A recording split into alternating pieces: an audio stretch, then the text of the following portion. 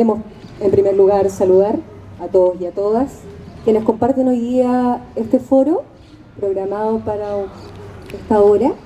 Vamos a tener aproximadamente una hora y unos minutillos para una buena conversación de un tema importante: la lucha contra la impunidad y los derechos humanos en Chile.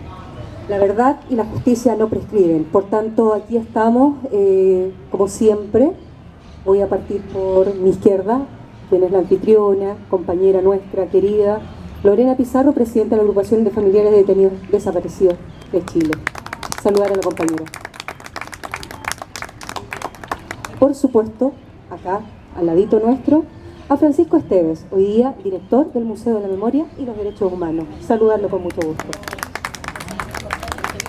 Se nos incorpora en unos minutos más, abogado, compañero de nuestro glorioso Partido Comunista, abogado de los derechos humanos, hoy día diputado, Hugo Gutiérrez. Si es que ahí llegará prontito porque se viene volando a estar junto a nosotros. Entonces, a propósito de los tiempos, vamos a definir un tiempo para cada expositor, ¿sí? Ahí me pongo de acuerdo con cada uno, pero vamos a partir inmediatamente con Lorena Pizarro, presidenta de la Agrupación de Familiares de Detenidos Desaparecidos.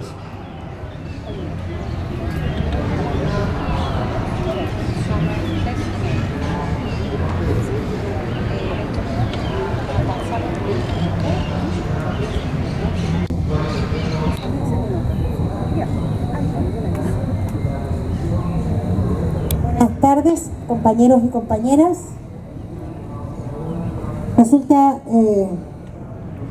incluso paradojal cada vez que hacemos la fiesta de los abrazos.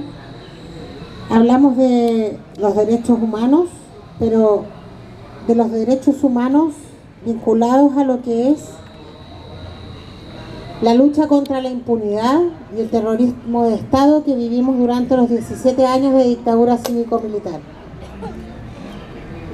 Y quizás para muchos y muchas de ustedes, este año, si observan, el foro vincula la lucha contra la impunidad a lo que es el respeto y la defensa de los derechos humanos en Chile hoy día en el país. Y esto tiene quizás la necesidad de establecerse así, porque yo creo que si hay un logro que instaló la transición en nuestro país, es precisamente dar la sensación y establecer una lógica frente a la opinión pública de que cuando hablamos de derechos humanos solamente se restringe a lo que fue la lucha contra la dictadura cívico-militar y las violaciones a los derechos humanos, y que cuando hablamos de la lucha por verdad y justicia y en contra de la impunidad, por añadidura también se dice que es un tema del pasado, como que uno y otro no tuviesen ninguna vinculación en el tipo de sociedad que construimos y particularmente en el tipo de democracia que se construye. Entonces, un logro de la transición pactada es precisamente hacer una separación entre el respeto, la defensa y la promoción de los derechos humanos hoy día en el país como una cosa separada de lo que es el término de la dictadura cívico-militar, la violación a los derechos humanos, la lucha contra la impunidad y el no y el nunca más, que finalmente significa no repetición de golpe de Estado y terrorismo de Estado. Y yo quiero partir señalando esto porque creo que ese es quizás el mayor logro de la transición pactada y comunicacional que hubo durante todo lo que fue la negociación del término de la dictadura y la transición democrática. El golpe de Estado cívico-militar y los 17 años de dictadura cívico-militar, y no hay que cansarse de decir cívico-militar, tuvo dos características, y una que ninguna está separada de la otra. Lo primero tiene que ver con que la razón misma de la dictadura, y también como ocurrió en el resto del continente latinoamericano, era fracturar los procesos progresistas revolucionarios que se estaban dando en el continente latinoamericano. Y particularmente teníamos dos situaciones.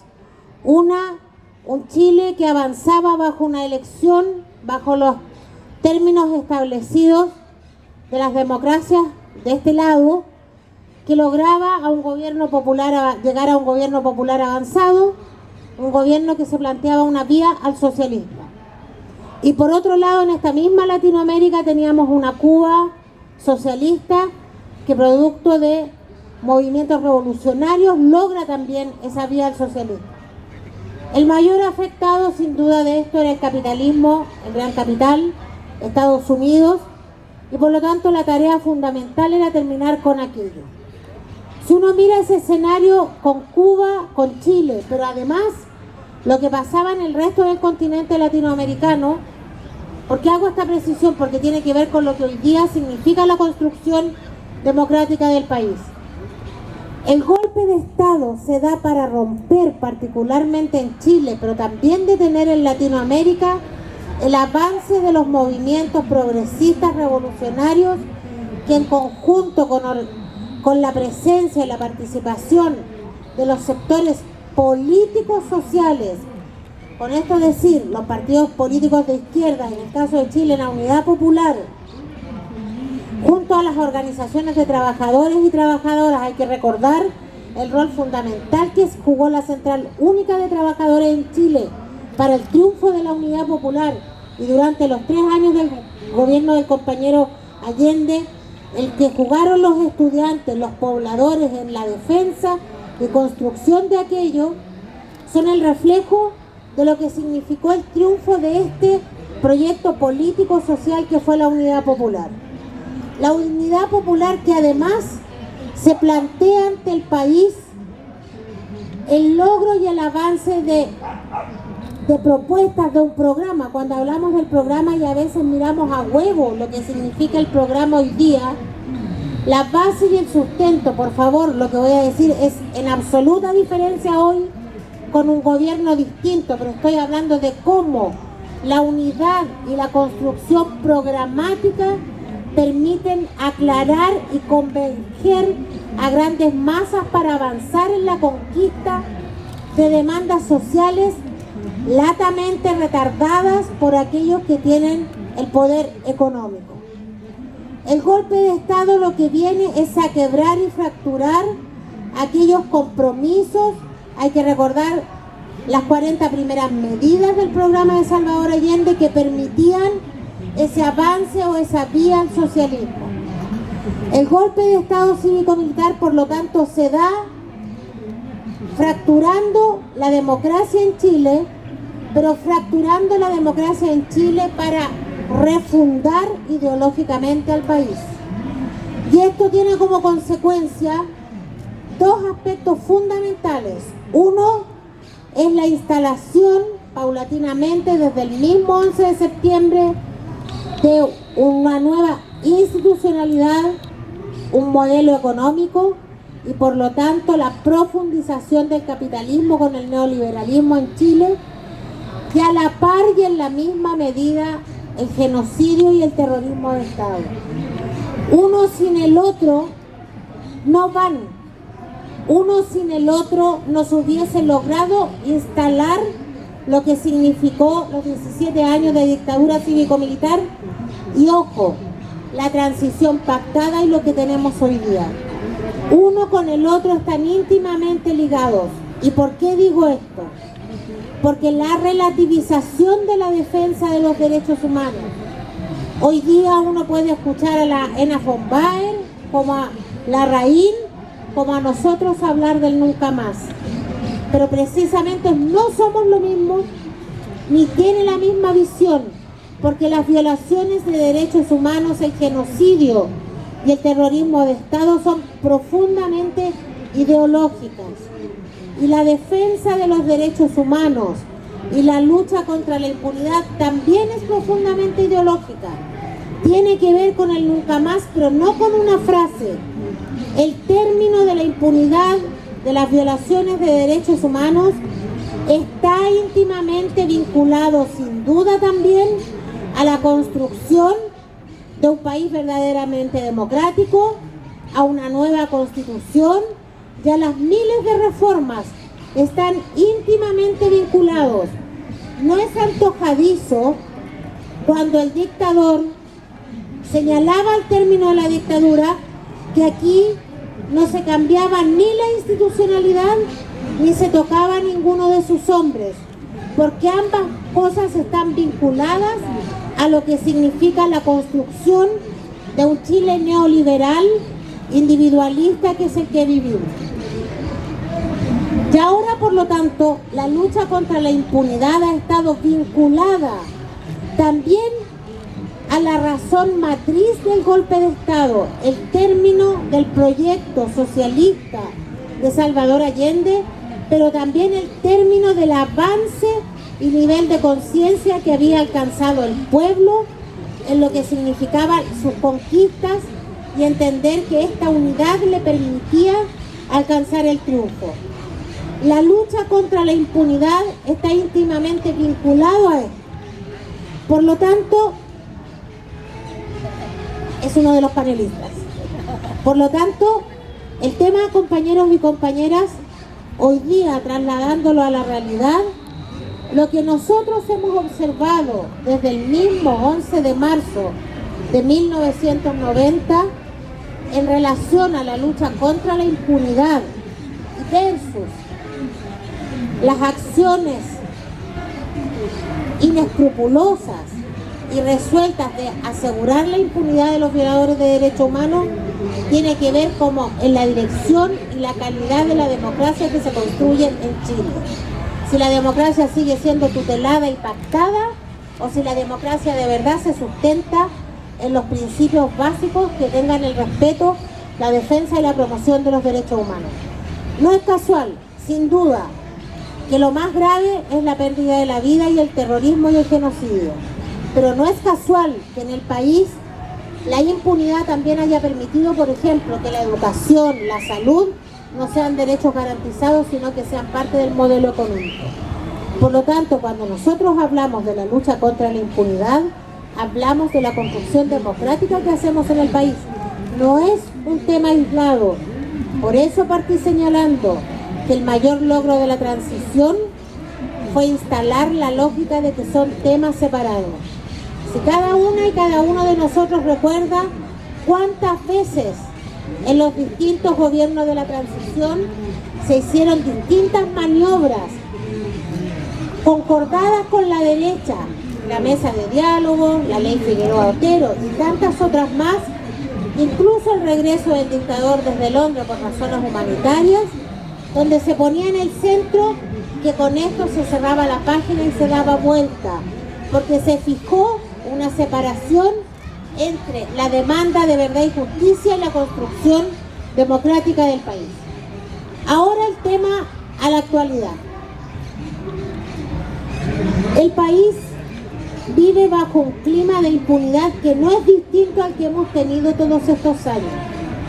Lo que pasa es que hemos vivido periodos de ofensivas de impunidad tan contundentes como el que estamos viviendo ahora.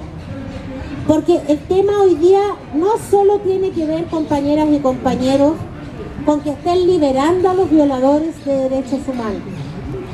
Antes de la conmemoración de los 40 años del golpe en Chile, se relativizó el terrorismo de Estado y se instaló la lógica de que el golpe fue producto de una espiral de violencia, donde todas y todos éramos responsables y por lo tanto había que avanzar sin mirar hacia atrás.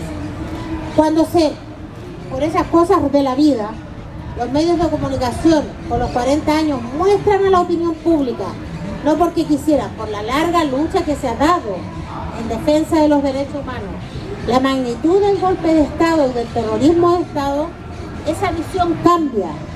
Y si ustedes hoy día observan, lo que estamos viviendo, más allá de que se deje en libertad a los violadores de derechos humanos, es nuevamente la trastocación de la realidad respecto a quienes son las, entre comillas, víctimas y victimarios. Hoy día, los más sanguinarios criminales de lesa humanidad son unos pobres viejitos, ¿no les recuerda eso a Pinochet? Enfermos terminales, dementes, que son víctimas de quienes pedimos verdad y justicia, de esta gente intransigente, indolente, que no tiene rasgos de humanidad. El tema es más de fondo que si salen en libertad o no, que ya es peligroso, y eso lo podemos detener. El tema es que lo que se está haciendo es una nueva ofensiva de impunidad para volver a un inicio donde las víctimas vuelven a transformarse en aquellos que persiguen a aquellos que finalmente fueron los salvadores de la patria.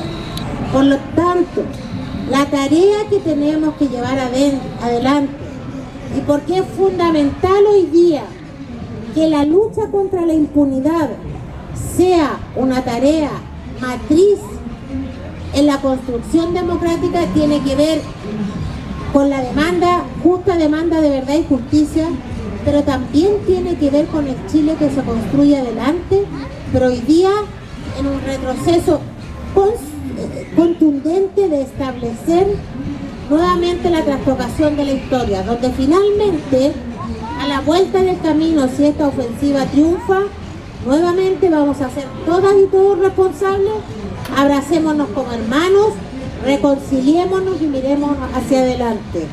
Y ese sería nuevamente el triunfo del legado de la dictadura.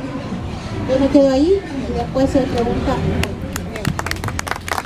Agradecer la intervención de la compañera Norina Pizarro, presidenta de la agrupación de familiares de detenidos desaparecidos. La verdad y la justicia no prescriben, los derechos humanos no se restringen, no son temas del pasado, están más presentes que nunca. No se olvida, y lo repetimos, la dictadura cívico-militar, fractura de la democracia, término de la impunidad, construir un país más democrático. A continuación, me tocan sus minutos para exponer